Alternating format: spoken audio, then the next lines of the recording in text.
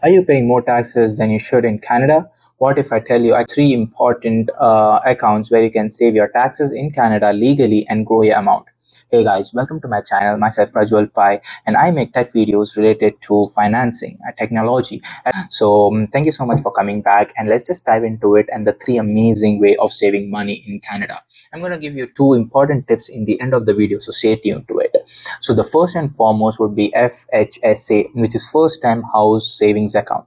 So it was not there previously, but it is introduced in 2024 by Government of Canada for all the people in Canada to save their money for taking the first house. As you know, the house price has just skyrocketed it. So every year you can save up to $8,000 irrespective of how much you earn, if you're a student or anything, and a lifetime amount of $40,000. So that is the limit. So please be careful about not crossing that $40,000 mark. Every year you're going to save 8,000 and it just goes on. The best part about it is if you have not done in 2024 and you have opened the account, and then in 2025 it's not that you have lost that 8,000 room. You in 2025 will be having a room of $16,000. So that is the best part about it, and it's a combination of TFSA and RRSP that will be going up in the future. Why is it similar to both of them? Let me explain it to you.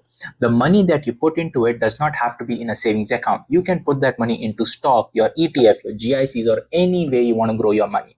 And whatever the amount which grows inside the account is completely tax free. So that is similar to the TFSA, which is tax free savings account.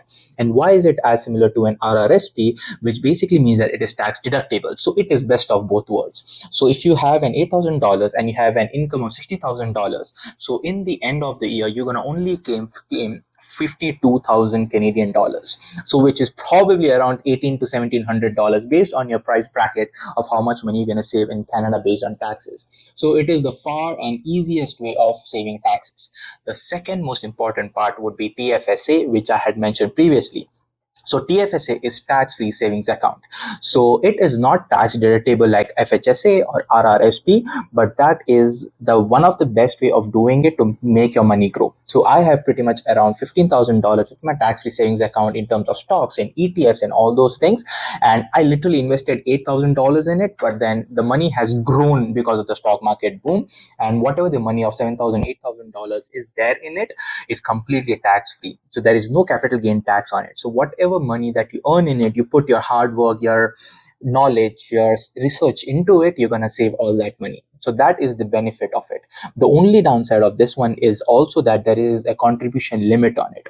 So if you follow me to the contribution limit site, which is, I'm going to leave the link in the description below about what site that is. So it is going to be the Rate Hub. It's quite easy. So first thing, it's going to ask you where you resided in Canada before 2010. So if you're born in Canada, then this question say yes, you were. But if you are new to Canada like me, you're an immigrant, then you can just say no. I came in Canada in 2021, so that's why I put 2021 right here. And then what age were you born? It does not mean anything, but just it asks you for it, because if you were born more than 2021, the room is deducted, and you have to be more than 18 years. And the second thing is, how much have you contributed so far in TFSA? So because I'm speaking to you as a new person, you have not contributed anything, so I'm going to put 0. And then if you can see right now, the contribution limit for 2025 for you is $32,500. So in 2025 you can put around $32,500 towards your tax-free savings account. Whatever amount that you earn from it, it's basically tax-free. So this is one of the easiest way of saving money, rather than keeping in your savings account which you get like 0.25% or 0.7% in it. And how is it calculated? So as you can see, every year the contribution limit changes it. So you'd have to be very careful not to go beyond 32,500 if you have not contributed anything before, because if you do it, there are some penalties that occur in it. And the next and the foremost one, which is the most easiest way, but the only criteria for this account to open is you must be working in Canada. So if you have worked even for 1 year, it is very much easy. The easiest way is RRSP, which is Registered Retirement Savings Plan. It is designated for long-term retirement savings and give you an immediate tax benefit when you contribute to it. So it is completely tax deductible like FHSA. So as soon as you put some amount into it, and then that is completely it. So whatever investment you grow in it, it's completely tax free. Whatever amount you put into it is completely tax deductible. So be very careful of not removing your money, and you have a retirement plan. So this money is going to stay in your account till you retire. And so please be very careful before putting in your money and locking it.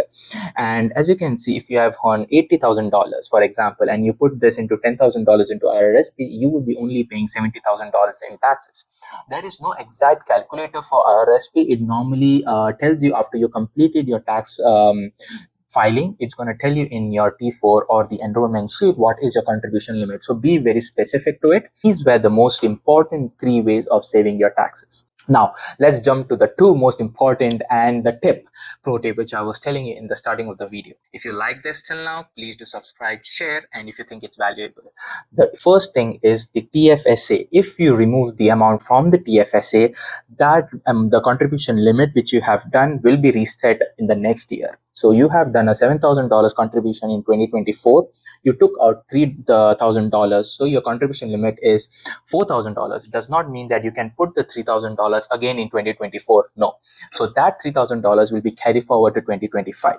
So that is one thing. The second pro tip is after you complete 5 or 6 years and you want to move the FHSA into RRSP, you can do it tangentially.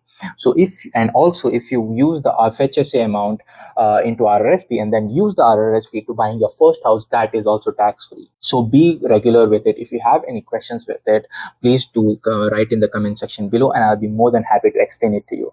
So please, if you like this video, do share, do subscribe, and if you have questions, write in the comment section. And if you have already done something like this in the past, I would love to hear from you. And thank you so much about this. So to conclude, TFSA, it's normally for flexible investment. FHSA if you're planning to buy a house in next 15 years, and RRSP if you want an immediate tax refund. So this is all you would like to know about it. So if you like this video, do subscribe, and thank you so much for staying tuned. Love you. Take care. Bye bye.